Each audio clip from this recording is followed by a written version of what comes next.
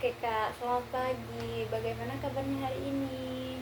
Pagi Kak, Alhamdulillah baik tapi agak deg-degan sih. Wajar kok Kak, namanya juga mau wawancara kan. Tapi nggak usah tegang ya Kak, kita ngobrol santai aja. Baik Kak, Oke. Sebelumnya kalau boleh tahu saya berbicara dengan siapa? saya Rani Kak. Oke Rani. Sebelumnya perkenalkan, saya Nurul Safira, bagian HRD di sini. Eh, Hari ini kita akan melakukan sesi wawancara kurang lebih selama 45 menit sampai 1 jam ke depan. Nah, wawancara ini bertujuan untuk mengenal lebih jauh pengalaman dan kompetensi dari kakak dalam menjalankan tugas sebagai kasir nantinya. Baik Kak, Oke, sebelumnya boleh perkenalkan diri terlebih dahulu, nama, asal, dan sedikit latar belakang dari kakak. perkenalkan nama saya Rani Istiawati. Asal saya dari Bantalan. Umur saya 20 tahun. Saya lulusan SMK jurusan akuntansi dan saya juga pernah magang di bagian kasir. Uh, Oke, uh, kita langsung ke inti wawancaranya saja ya kak ya.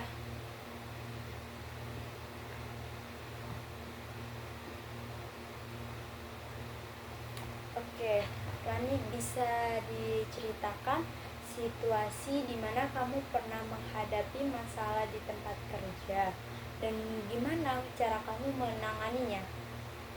Jadi salah satu situasi yang paling saya ingat itu waktu sistem kasir mendadak error di jam paling sibuk Kak.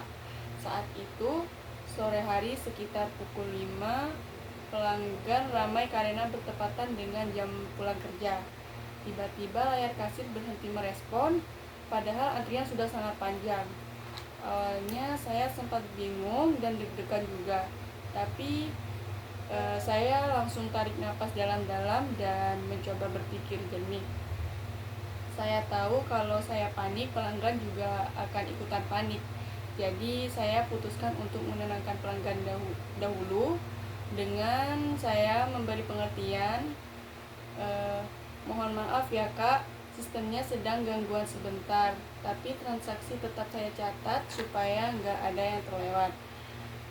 Saya ambil kertas nota manual, lalu saya catat setiap barang pelanggan satu persatu sambil menghitung total harga dengan kalkulator. Sambil melakukan itu saya juga minta tolong ke rekan shift saya supaya membuka kasir sebelah agar antrian bisa terbagi dua. Setelah sekitar 10 menitan, sistem kembali normal dan saya segera input ulang transaksi yang tadi saya catat.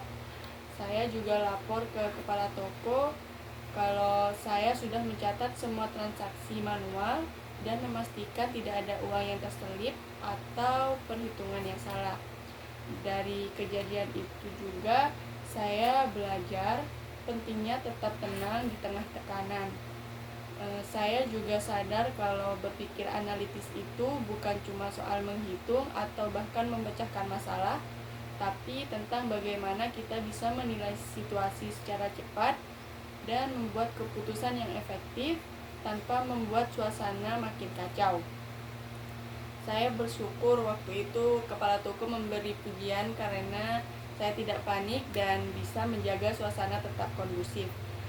Setelah kejadian itu, saya bahkan mengusulkan ide untuk menyiapkan lembar transaksi manual di dekat kasir sebagai antisipasi kalau sistemnya rusak lagi. Bagi saya, kemampuan berpikir analitis sangat penting, terutama sebagai kasir. Kita kita bukan hanya menghafal harga atau menekan tombol, tapi juga harus bisa memahami situasi, menganalisis penyebab masalah, dan menemukan solusi yang paling realistis dan cepat. Karena setiap detik di depan pelanggan bisa mempengaruhi kenyamanan dan kepercayaan mereka terhadap toko. Oke. Hmm, luar biasa sekali Kak Rani. Sekarang boleh diceritakan langkah pertama apa yang biasanya kamu lakukan kalau menemukan kesalahan dalam data transaksi atau laporan? Biasanya kalau saya menemukan kesalahan dalam data, hal pertama yang selalu saya lakukan adalah mengecek kembali sumber kesalahannya.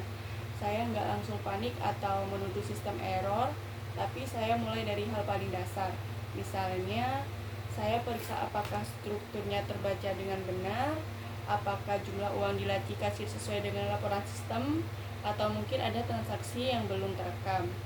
Biasanya saya lakukan pencocokan data ini di akhir shift, Kak. Kalau sudah ketemu sumber masalahnya, saya catat dengan detail di buku catatan kerja. Misalnya, transaksi jam 14.30, harga item tidak sinkron. Catatan ini penting supaya saya bisa melapor dengan bukti yang jelas. Setelah itu, saya langsung sampaikan ke kepala toko, bukan untuk menyalahkan siapapun, tapi supaya bisa segera diperbaiki. Saya percaya bahwa transparansi dalam pekerjaan kecil seperti ini bisa mencegah kesalahan yang lebih besar di kemudian hari. Saya pernah sekali menemukan selisih uang sebesar 10.000 antara laporan sistem dan uang fisik. Waktu itu saya langsung menelusuri satu persatu struk dan ternyata ada satu transaksi yang ke-scan 2 kali. Saya perbaiki datanya dan lapor ke kepala toko. Beliau bilang, kamu cepat tanggap sekali, Rani. Dari pengalaman itu, saya sadar bahwa kejujuran dan ketelitian harus berjalan beriringan. Saya juga jadi belajar untuk tidak langsung mengambil kesimpulan sebelum memeriksa semuanya dengan teliti. Kadang masalah kecil kalau ditelusuri dengan sabar bisa memberikan gambaran besar tentang bagaimana sistem bekerja. Jadi berpikir analitis bagi saya bukan hanya tentang menyelesaikan masalah, tapi juga tentang mengerti akar dari masalah itu sendiri, Kak. Oke, bagus banget Kak Rani. Kalau boleh tahu ya, gimana kamu memastikan keputusan yang kamu ambil itu sudah tepat Kak bagi kakak? Biasanya sebelum saya ambil keputusan, saya selalu melihat dari dua sisi terlebih dahulu, Kak. Sisi pelanggan dan dari sisi toko. Misalnya kalau ada situasi di mana harga di rak berbeda dengan harga di sistem, saya nggak langsung ubah harga seenaknya. Saya cek dulu label promonya, tanggal berlaku, dan saya diskusikan cepat dengan kepala toko atau teman shift saya. Dengan begitu keputusan saya nggak sepihak. Saya ingin tetap adil untuk pelanggan, tapi juga tetap mengikuti aturan yang ada di toko. Saya juga suka mencatat setiap keputusan yang saya ambil di buku kerja pribadi saya sendiri, seperti semacam log harian. Tujuannya biar saya bisa refleksi. Kalau nanti hasilnya bagus, berarti langkah saya sudah benar. Tapi kalau ternyata ada hal yang bisa diperbaiki, saya bisa belajar dari situ. Misalnya dulu saya pernah memutuskan untuk buka kasir tambahan tanpa izin kepala toko karena antrian yang panjang.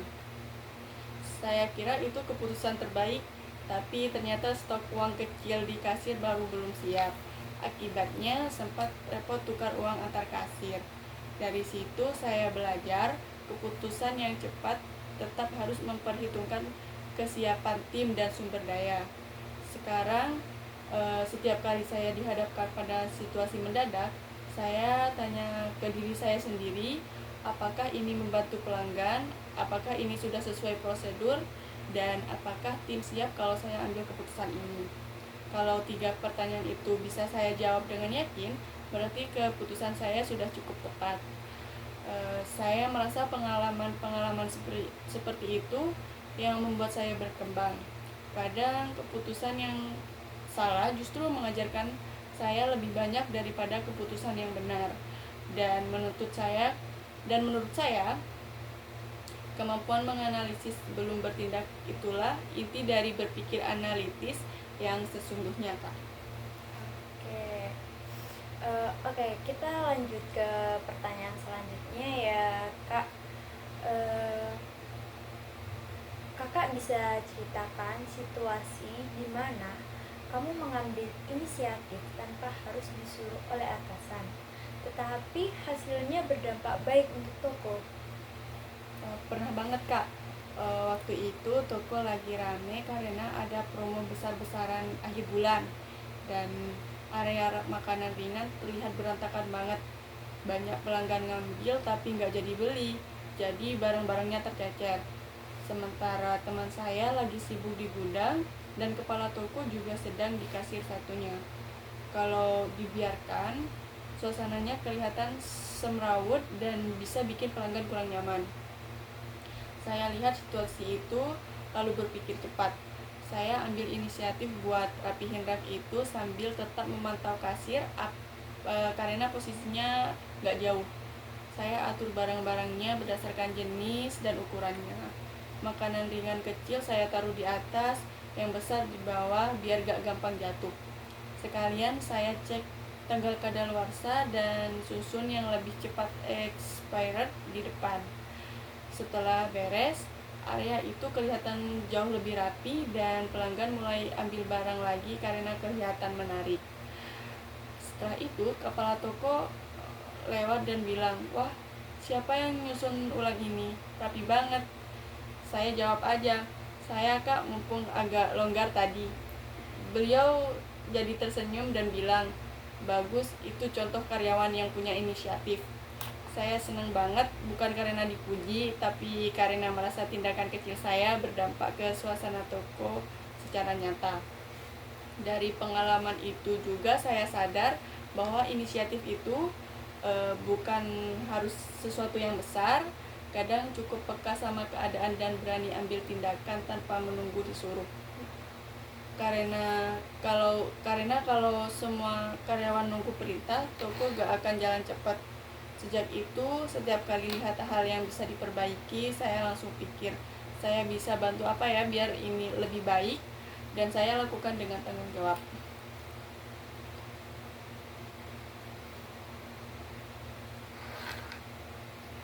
Oke, keren Rani. Nah, kalau bicara tentang ide kreatif, nah pernah nggak kamu masih kasih saran atau ide baru di toko yang akhirnya diterapkan oleh toko itu? Iya, Kak, pernah juga.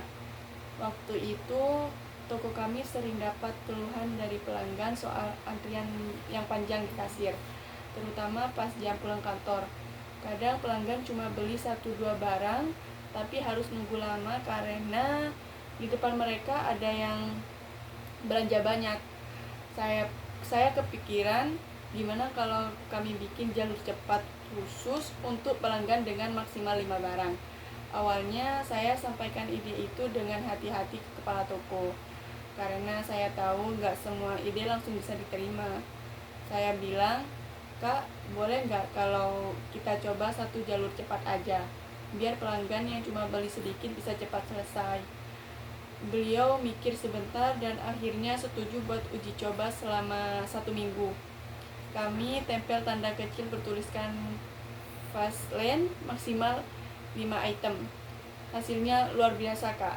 Banyak pelanggan yang bilang senang karena bisa hemat waktu. Antrian di kasir juga lebih lancar.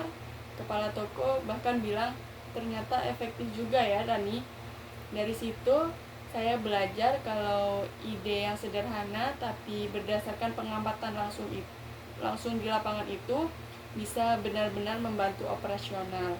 Saya jadi lebih percaya diri untuk menyampaikan pendapat asal disertai alasan logis dan niat baik. Menurut saya, kreativitas itu bukan hanya soal ide besar atau desain, tapi soal kemampuan melihat hal kecil yang bisa diperbaiki dan berani melangkah duluan untuk membuat perbedaan.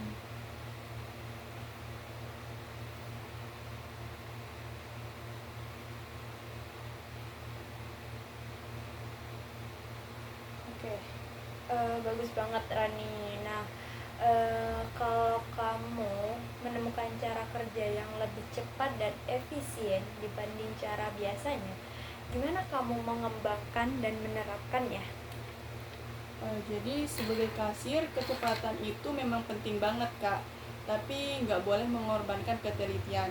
Dulu waktu awal kerja, saya sering butuh waktu lama saat pelanggan beli banyak barang, karena harus cari barcode satu-satu.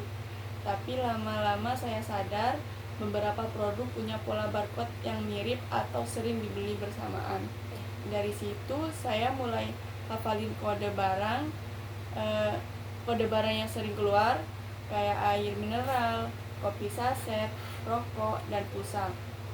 Setiap habis shift, saya luangkan waktu sekitar 10-15 menit buat buka daftar produk di sistem kasir. Terus saya catat kode yang sering digunakan.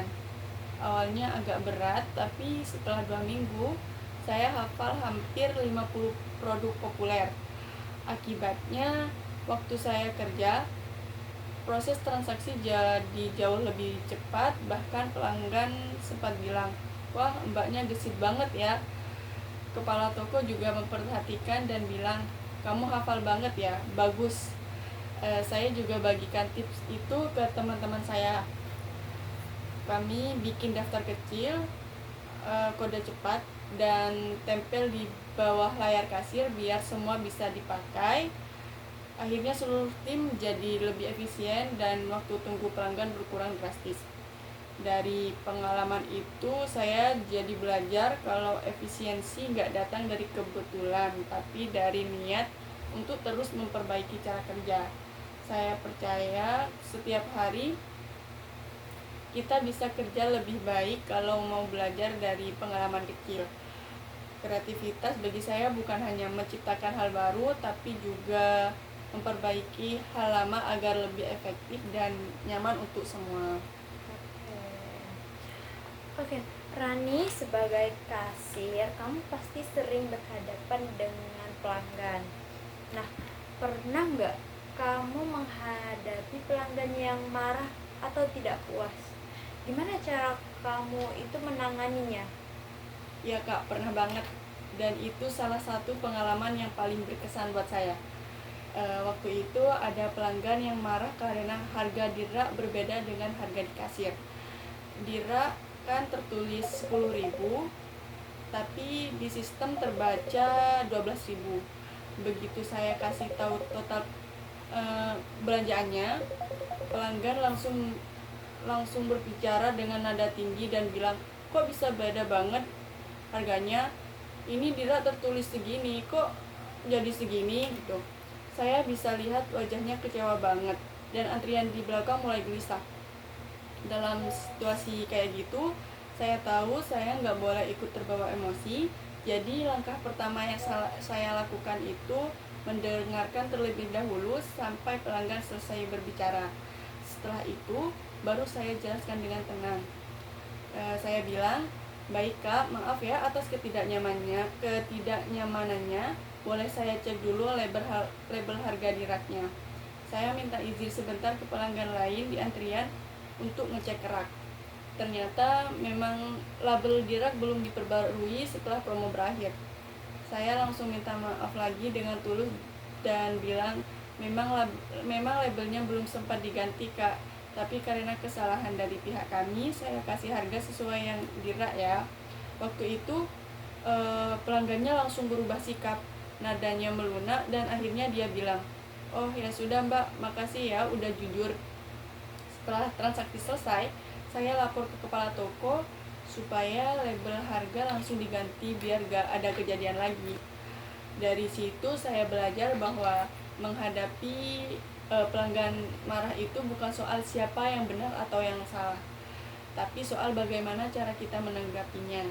Kadang pelanggan juga butuh didengarkan dan dihargai. Saya juga jadi sadar bahwa cara bicara dan sikap kita punya pengaruh besar terhadap suasana toko. Sekarang setiap kali ada pelanggan komplain, saya selalu ingat prinsip itu. Dengarkan terlebih dahulu, baru jelaskan dengan empati. Oke, bagus banget Rani. Oke, Sekarang bayangkan kamu lagi capek banget nih habis kerja. Nah, tapi harus tetap ramah melayani pelanggan satu persatu. Nah, apa yang kamu lakukan supaya tetap profesional? Wah, itu sering banget kejadian ya kak, apalagi kalau kerja di shift sore waktu bulan Ramadan. Saya ingat banget, waktu itu saya lagi puasa, belum sempat buka, dan toko sempat ramai karena semua orang belanja takjil dan kebutuhan buka puasa. Jujur, badan saya udah mulai lemes banget, tapi saya sadar bahwa pelanggan datang gak tahu kondisi kita di balik meja kasir. Mereka cuma ingin dilayani dengan baik kan. Jadi setiap kali saya mulai merasa lelah, saya tarik napas dalam-dalam dan bilang ke diri sendiri, kamu cuma perlu sabar, ini sedikit lagi. Mereka juga manusia, mereka juga capek. Saya pakai senyum kecil walau rasanya kaku, tapi ternyata efeknya besar banget kak. Pelanggan jadi ikut tersenyum balik. Ada waktu itu ibu-ibu yang bahkan bilang, mbaknya sabar banget ya, pasti capek ya, semangat ya. Kalimat kecil itu bikin saya terharu, rasanya kayak energi saya balik lagi gitu kak. Selain itu, saya juga punya kebiasaan kecil buat jaga mood. Misalnya kalau lagi nggak ada pelanggan, saya rapihin area kasir atau susun struk biar gak berantakan. Aktivitas kecil itu bikin saya tetap fokus dan gak terlalu mikirin capeknya. Kadang saya juga iseng hafalin harga barang biar gak ngantuk. Jadi saya tetap produktif walau sedang menunggu pelanggan berikutnya. Saya jadi belajar kalau keramahan itu bukan sekedar kewajiban, tapi juga keputusan. Karena ramah di setiap kondisi, badan fit itu mudah, tapi ramah di saat lelah itu yang menunjukkan profesionalisme kita. Pelanggan mungkin lupa harga barang yang mereka beli, tapi mereka gak akan lupa cara kita memperlakukan mereka. Itu yang selalu saya pegang setiap kali kerja di kasir.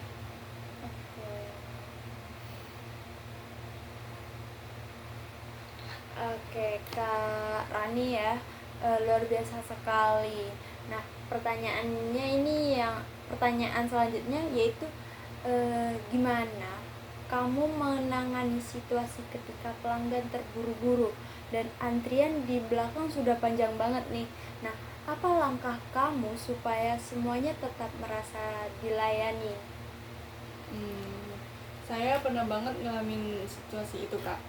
Waktu itu menjelang jam 7 malam, banyak pelanggan yang mampir sepulang kerja. Jadi ada satu pelanggan ibu-ibu yang buru-buru karena katanya harus jemput anaknya gitu.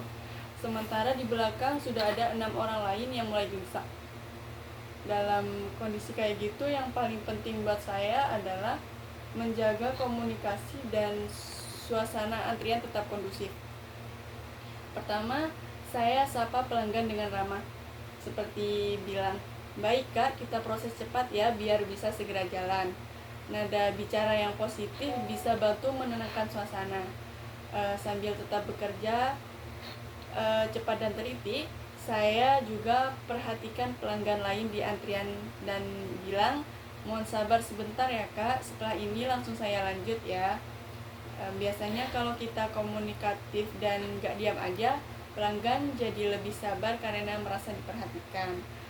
Selain itu, saya juga punya strategi pribadi. Saya hafalin barang-barang yang paling sering keluar di jam sibuk biar bisa scan lebih cepat tanpa mikir lama. Kalau ada 2 kasir, saya koordinasi cepat dengan teman shift supaya buka kasir tambahan. Saya juga gak segan minta bantuan ke pramuniaga buat bantu packing belanjaan biar waktu transaksi lebih efisien. Setelah semua pelanggan terlayani, saya selalu sempatkan diri untuk refleksi sebentar. Saya pikirkan apakah itu udah cukup cepat, apa ada bagian yang bisa diperbaiki lagi.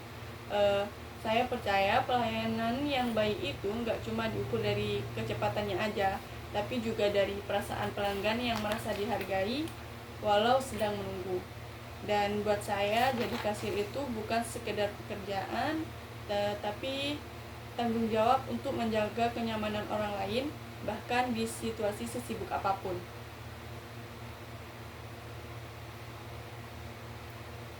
Oke, kamu bisa ceritakan nggak pengalaman kamu waktu nemuin kesalahan kecil di transaksi atau laporan kasir? Nah, gimana kamu menanganinya? Ya kak, saya pernah ngalami itu. Waktu itu saya baru selesai shift sore dan pas lagi rekap laporan harian, saya sadar ada selisih 5.000 antara uang fisik sama yang tercatat di sistem.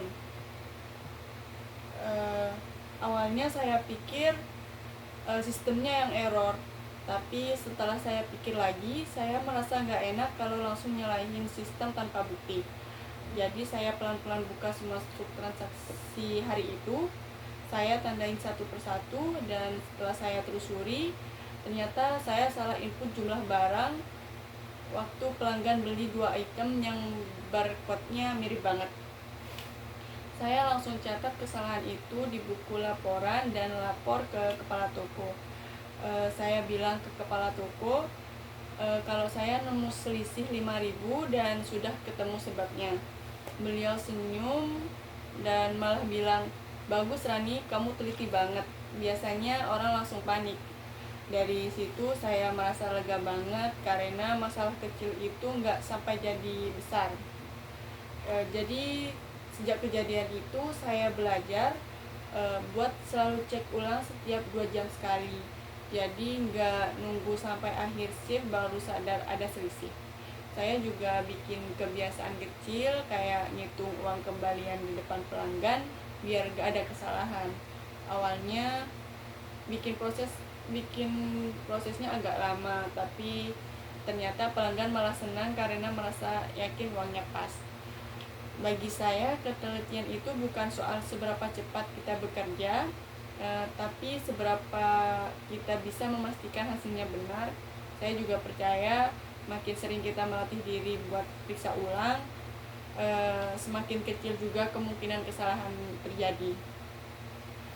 Oke, bagus banget Rani. Nah, kalau kamu lagi kerja cepat nih, tapi harus tetap teliti.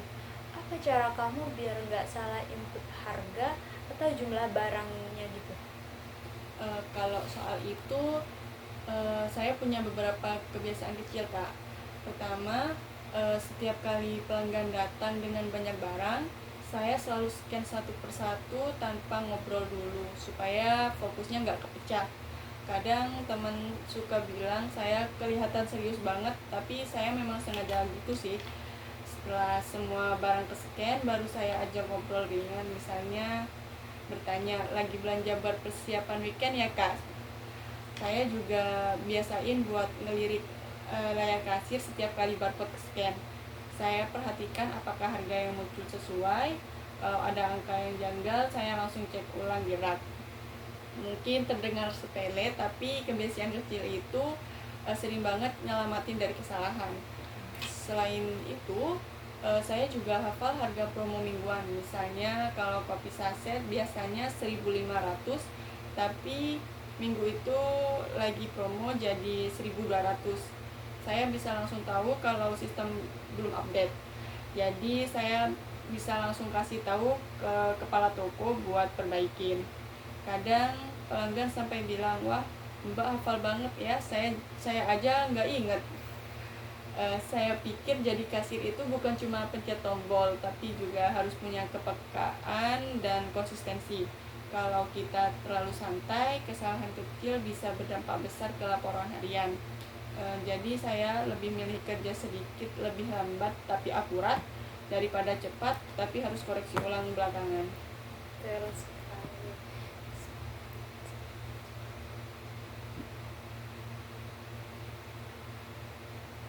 Oke, Betul banget tadi menurut Rani. Nah, Rani, pernah nggak kamu bantu teman kerja yang kesulitan pakai sistem kasir? Nah, boleh ceritain nggak gimana kamu bantuin mereka? Pernah banget kak. Waktu itu ada pegawai baru namanya Della. Dia masih adaptasi dan agak gugup pakai sistem pos toko. Saya perhatiin setiap kali pelanggan bayar pakai e-wallet, dia suka bingung masukin nominalnya. Sampai pelanggan harus nunggu lama. Saya ngerti banget rasanya karena dulu waktu awal kerja saya juga ngalamin hal yang sama.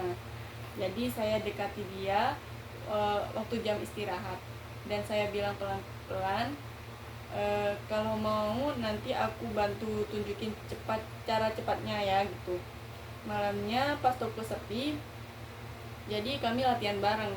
Saya jelaskan langkah-langkahnya satu persatu, mulai dari buka menu, pilih metode pembayaran, sampai cara cek saldo. Saya bahkan catat langkahnya di kertas kecil buat dia tempel di dekat kasir. Beberapa hari kemudian saya lihat dia udah jauh lebih percaya diri.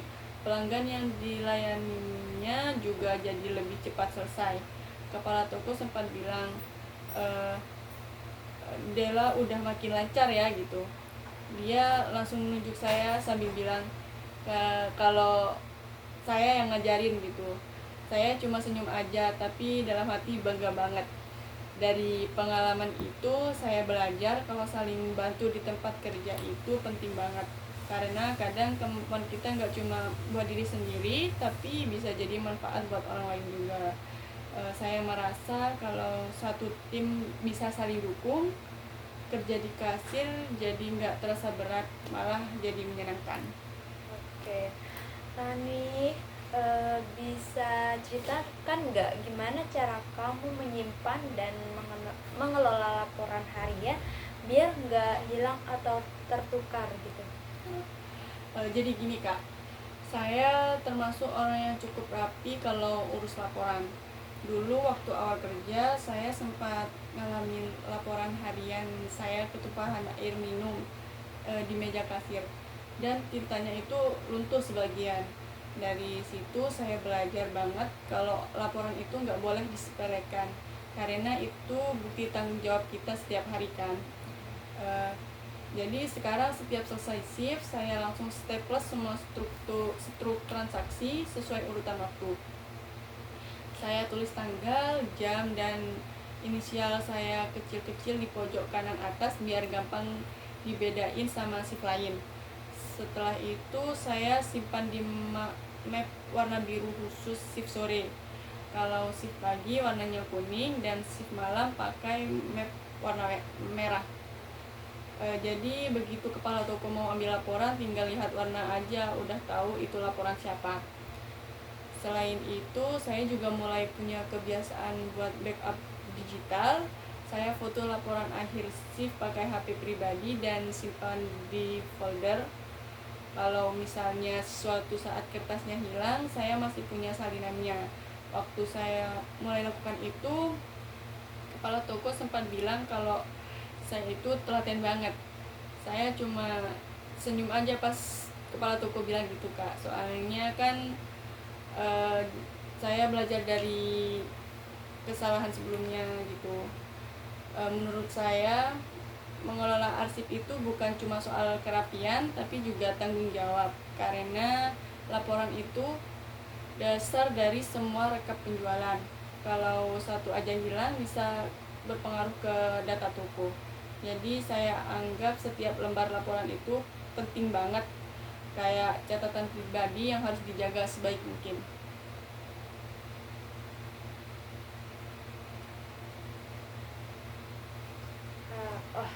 Rapi banget ya kamu. Tapi pernah nggak sih kamu kehilangan dokumen atau laporan penting? Kalau pernah, gimana kamu menanganinya? Pernah kak, dan itu jadi pengalaman berharga banget buat saya. Waktu itu saya masih baru 2 bulan bekerja. Saya lupa naruh laporan shift sore di tumpukan laporan pagi. Jadi waktu kepala toko mau rekap, laporan saya nggak ketemu. Beliau nanya, "Rani, laporan kamu udah dikumpulin belum?" Dan saya langsung panik. "Sudah kak, kayaknya saya taruh di meja, tapi pas dicek ternyata nggak ada." Akhirnya saya minta izin buat bongkar semua map laporan yang udah dikumpulin. Saya telusuri satu-satu sambil deg-degan banget. Setelah hampir 15 menit baru ketemu. Ternyata nyelip di map shift pagi. Saya langsung lega banget dan langsung minta maaf ke kepala toko. Saya bilang, "Maaf ya kak, ini kesalahan saya. Setelah ini saya janji lebih hati-hati." Beliau gak marah sih, malah bilang, "Bagus, kamu tanggung jawab dan mau cari sampai ketemu." Setelah kejadian itu saya langsung buat sistem kecil sendiri kak. Jadi setiap kali saya selesai shift, saya langsung taruh laporan di map yang ada tulisan besar shift sore Rani. Gak saya taruh sembarangan lagi. Dan saya juga tempel stiker kecil di binder laporan mingguan biar udah dicari. Kalau dipikir-pikir sekarang, kehilangan laporan itu memang bikin panik, tapi dari situ saya belajar bahwa kerapian kecil bisa mencegah stres besar. Sekarang setiap kali ada teman baru, saya selalu ingetin jangan lupa simpan laporan di map masing-masing ya. Jangan sampai kayak aku dulu.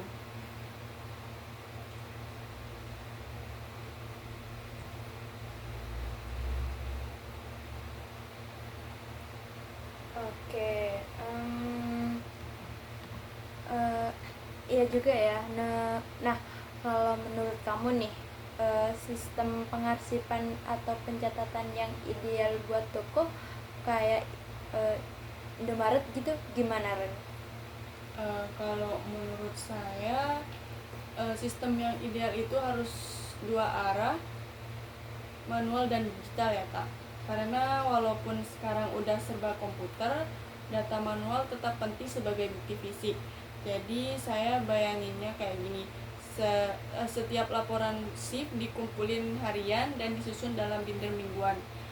Selain itu, semua laporan digital disimpan di komputer toko dalam folder yang jelas urutannya. Misalnya laporan minggu ke 1 Oktober, terus filenya dinamai shift sore 10 Oktober Rani, biar gampang dicari gitu kan.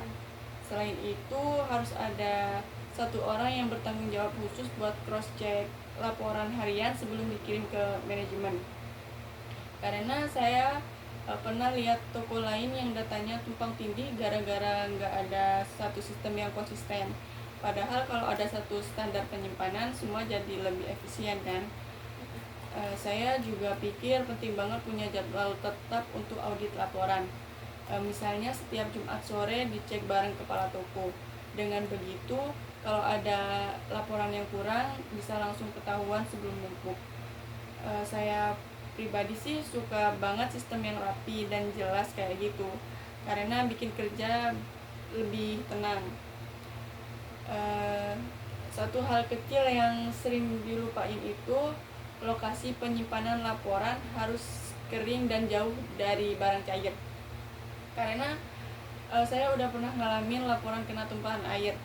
Sejak itu saya selalu pastikan meja arsip bersih dan tertutup rapat. Jadi ya menurut saya pengelolaan arsip itu kayak cermin dari cara kita bekerja. Kalau rapi di arsip, biasanya kerja kita juga rapi.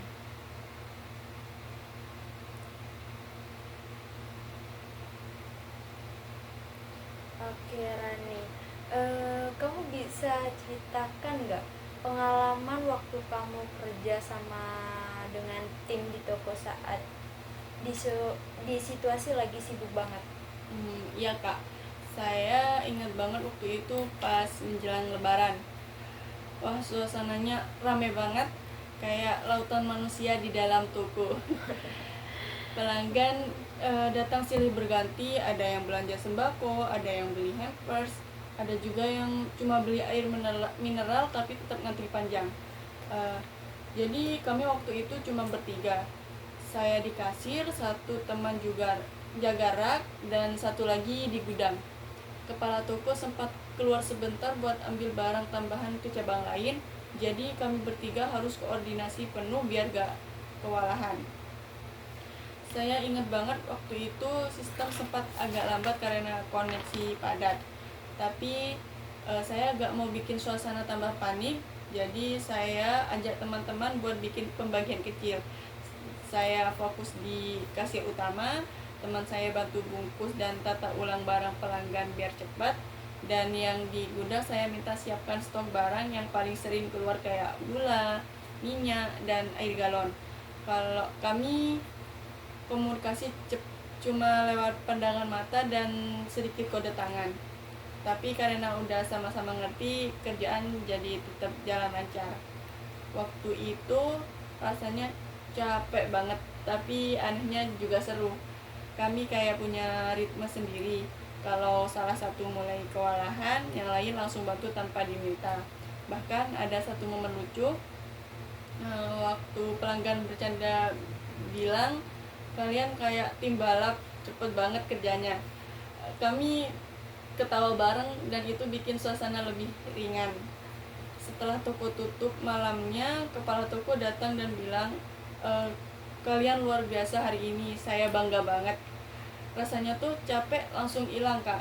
Dari situ saya sadar kalau kerja di toko kayak Indomaret tuh nggak bisa egois, nggak peduli seberapa cepat atau teliti kita kerja, kalau nggak kompak sama tim, hasilnya nggak akan maksimal.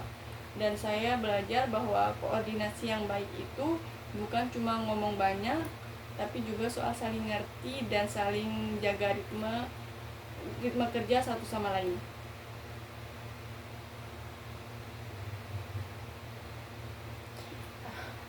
Oke, bagus banget ceritanya.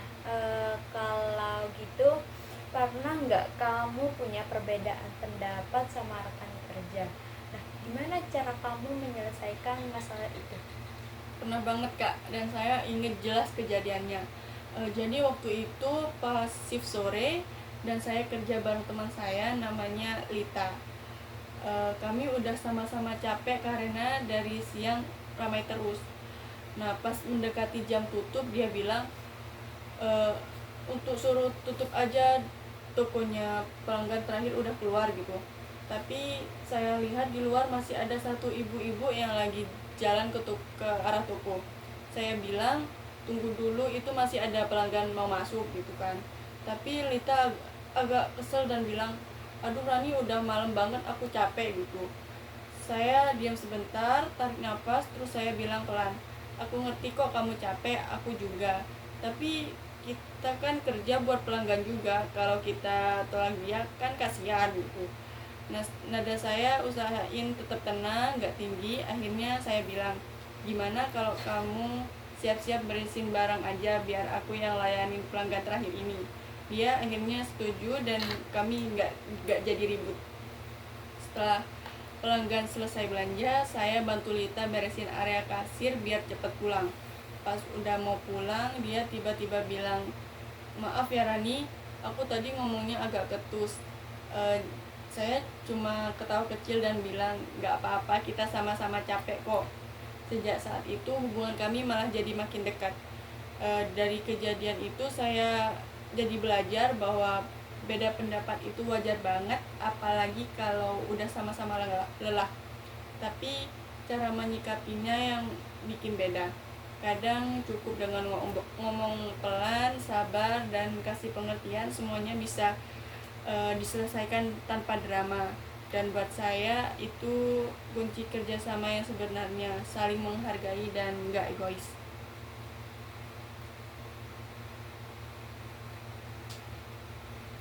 Oke, keren banget cara kamu menyelesaikan konfliknya. Nah, terakhir nih, Rani, kalau kamu tiba-tiba dapat instruksi mendadak dari kepala toko, kamu biasanya gimana cara menyikapinya? Kalau instruksi mendadak, saya sih biasanya langsung respon dengan positif dulu, Kak. Saya nggak mau kelihatan ngeluh, karena saya tahu kalau kepala toko juga pasti punya alasan kenapa minta bantuan tiba-tiba. Misalnya pernah suatu kali saya lagi jaga kasir sendirian karena teman shift saya izin. Terus kepala toko tiba-tiba bilang, buat bantu susun rak promosi ya. Karena nanti sore ada pengecekan dari area supervisor. Jujur waktu itu saya sempat mikir, aduh lagi rame begini gitu kan, tapi saya langsung bilang, baik kak, saya bantu, begitu agak sepi ya. Jadi saya tetap profesional tapi juga komunikatif supaya nggak salah paham. Begitu antrian mulai berkurang, saya minta izin ke pelanggan terakhir, lalu saya bantu atur promosi bareng pramuniaga lain. Waktu itu kami cuma punya waktu sekitar setengah jam, jadi saya inisiatif ambil ide cepat. Barang promosi saya kelompokkan berdasarkan merek biar lebih cepat dan enak dilihat gitu. Pas supervisor datang, beliau bilang kalau susunannya itu rapi banget. Beliau nanya juga siapa yang ngatur gitu. Kepala toko langsung jawab kalau yang ngatur itu Rani dan tim yang lain. Saya ngerasa bangga banget waktu itu. Dari situ saya belajar bahwa kalau kita fleksibel dan gak menolak perubahan, kerja jadi jauh lebih lancar. Saya juga sadar perintah mendadak bukan berarti beban, tapi justru kesempatan buat nunjukin kemampuan kita di luar rutinitas. Kadang hal-hal yang spontan kayak gitu justru bikin kita jadi berkembang. Oke. Hmm, eh, Rani, bisa ceritain nggak pengalaman pertama kamu waktu harus pakai sistem kasir digital? Gimana perasaan kamu waktu itu dan gimana proses belajarnya? Uh, itu pengalaman yang saya ingat banget kak. Waktu pertama kali saya kerja di Indomaret, sistem kasirnya jujur aja buat saya kayak labirin. Banyak banget menu dan kode, belum lagi ada shortcut yang harus dihafal. Hari pertama saya benar-benar takut salah pencet tombol karena kan ini menyangkut uang dan laporan toko. Saya ingat waktu itu pelanggan pertama datang, tangan saya sempat gemetar waktu scan barcode. Saya berusaha tenang tapi dalam hati, aduh jangan sampai salah ya Ran gitu.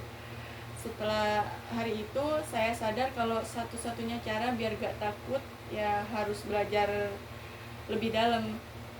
Jadi setiap kali toko agak sepi, saya minta izin kepala toko buat coba-coba sistem dengan transaksi latihan. Saya catat setiap langkah yang sering saya pakai di buku kecil, kayak login, input barang, pembatalan transaksi, sampai buat laporan akhir shift. Kadang saya juga suka latihan di luar jam kerja, cuma buat ngulang hafalan kode produk gitu. Yang lucunya saya malah sempat mimpi tombol kasir waktu itu kak, karena saya benar-benar berusaha banget buat hafal, tapi ya hasilnya sepadan. Setelah seminggu saya mulai lebih lancar dan gak canggung lagi di depan pelanggan.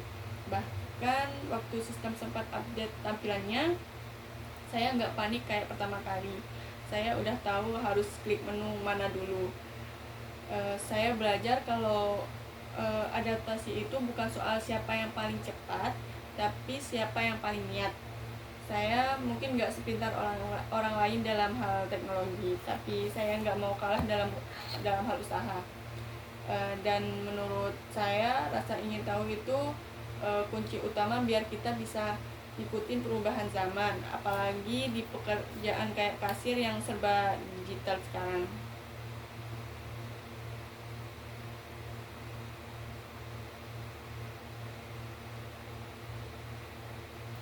Oke, lucu banget tuh.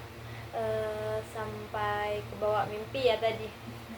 Nah, sekarang coba deh ceritain kalau ada sistem baru atau perubahan cara kerja di toko. Gimana kamu menyesuaikan diri kamu di situ? Perubahan itu pasti ada terus ya kak. Saya ingat waktu toko kami ganti sistem pos baru, tampilannya beda banget dari sebelumnya. Tombol menunya pindah posisi dan beberapa fitur kayak promo otomatis juga berubah. Banyak teman saya yang sempat bingung dan kesal karena sistemnya terasa lebih ribet. Tapi saya pikir daripada ngeluh, mending saya pelajari dulu. Jadi saya ambil waktu 15 menit sebelum shift dimulai buat ngulik sendiri sistem barunya. Saya catat semua perbedaan penting di buku, misalnya dulu diskon manual, sekarang otomatis. Terus saya tempel catatan kecil itu di dekat layar kasir biar gampang dilihat kalau lupa. Setelah 2 hari saya mulai paham alurnya dan bantu teman-teman lain yang masih kesulitan. Ada satu teman yang bilang, "Kan gimana sih cara input voucher pelanggan?" Saya tunjukin langkah-langkahnya pelan-pelan. Lama-lama satu tim jadi terbiasa juga. Saya juga lapor ke kepala toko dan kasih saran kecil. Saya bilang, "Kak, mungkin bagus kalau kita buat panduan singkat buat pegawai baru biar gak bingung pas sistem update." Dan ternyata saran saya disetujui. Akhirnya saya bikin lembar panduan sederhana yang isinya langkah-langkah utama di sistem kasir baru.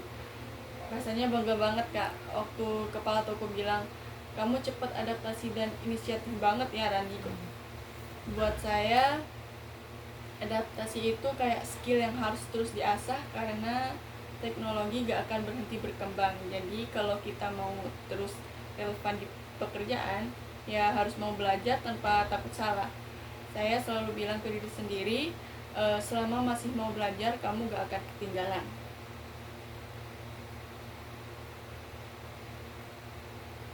Oke, keren banget mindset kamu, Rani. Nah, terakhir ya Ran, kalau ada rekan kerja yang kesulitan pakai sistem digital atau teknologi baru nih, biasanya kamu bantuin mereka itu gimana? Waktu itu pernah Kak, waktu perusahaan mulai pakai sistem laporan Excel buat rekap mingguan. Banyak teman saya yang belum terbiasa karena biasanya kami nulis manual di buku laporan. Nah, waktu itu ada satu teman saya namanya Rika. Dia sampai stres karena tabelnya error terus dan rumusnya nggak jalan. Saya lihat dia udah frustasi banget sampai bilang, "Aduh, aku gak bisa Ran, ribet banget." Saya dekati dia pelan-pelan terus bilang, "Tenang aja, aku juga dulu sempat bingung kok, coba sini aku bantu." Saya duduk di sebelahnya, ajarin cara pakai rumus dasar kayak sum, average, dan cara ubah format angka. Awalnya memang lama, tapi saya sabar. Saya kasih contoh real kayak, nih misalnya total penjualan minggu ini kita masukin di kolom ini, nanti otomatis jumlahnya keluar di sini gitu. Akhirnya dia mulai ngerti dan saya lihat wajahnya berubah dari tegang jadi lega. Sejak itu dia malah jadi salah satu yang paling cepat bikin laporan mingguan, bahkan pernah bantu pegawai baru juga. Saya jadi ngerasa seneng banget karena menurut saya kemampuan teknologi itu nggak ada gunanya kalau cuma kita yang bisa. Justru lebih berharga kalau kita bisa bantu orang lain buat paham juga. Saya percaya bahwa kerja tim yang baik itu bukan cuma bagi tugas, tapi juga bagi pengetahuan. Kalau satu orang paham dan mau ngajarin yang lain, kerjaan seluruh tim jadi lebih ringan. Dan buat saya pribadi, setiap kali saya bantu orang lain belajar hal baru, saya juga ikut belajar lagi. Bukan cuma soal sistem, tapi juga soal sabar dan komunikasi. Oke, bagus banget hasil jawaban-jawaban dari kamu, Rani. Nah, oke, Rani, sepertinya semua pertanyaan untuk hari ini sudah cukup ya. Terima kasih banyak sudah jawab dengan jujur dan lengkap dari tadi. Ya Kak, makasih juga udah kasih kesempatan saya buat cerita. Jujur awalnya agak tegang, tapi lama-lama jadi santai juga. Bagus, kamu udah tampil dengan baik hari ini. Nanti hasil wawancaranya akan kami sampaikan lewat email atau WA nantinya. Jadi tolong dicek beberapa hari ke depan. Siap Kak. Terima kasih banyak atas waktunya. Semoga bisa lanjut ke tahap berikutnya. Amin. Semoga hasilnya yang terbaik buat kamu ya Rani. Amin, makasih Kak. Sama-sama. Sampai jumpa ya Rani. Sampai jumpa Kak.